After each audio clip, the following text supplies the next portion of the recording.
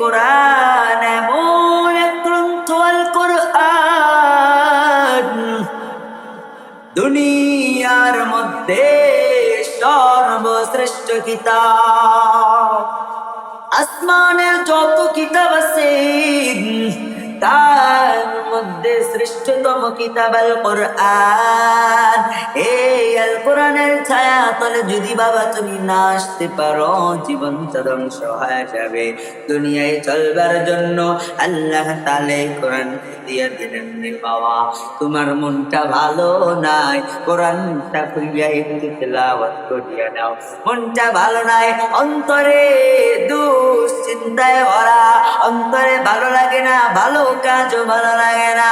ও বাবাজি, কোরআনটা খুলিয়া একটু মনোযোগ দিয়া তেলাওয়াত করো।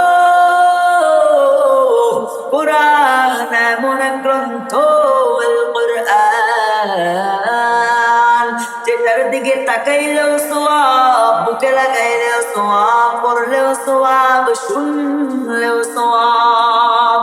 ও বাবাজি, শুধু তাই নয়, তোমার সন্তান যদি এই কোরআন শিখে তুমি যদি তার পিছনে টাকা ব্যয় করো, এটা সওয়াব।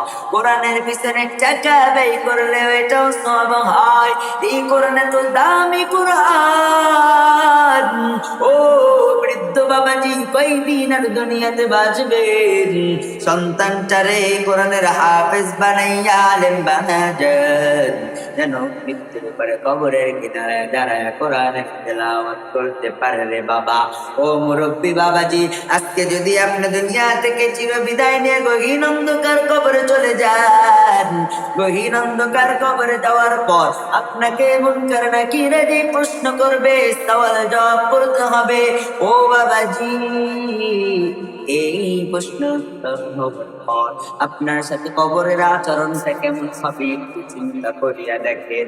ও বৃদ্ধ বাবাজি, ও যুবক ভাই, দিলটা কি একটু চাই না বাবা মরে গেলে, মা মরে গেলে কবরের কিনারে দাঁড়াইয়া কোরআনের তেলাওয়াত করবা? দিলটা কি চাই না?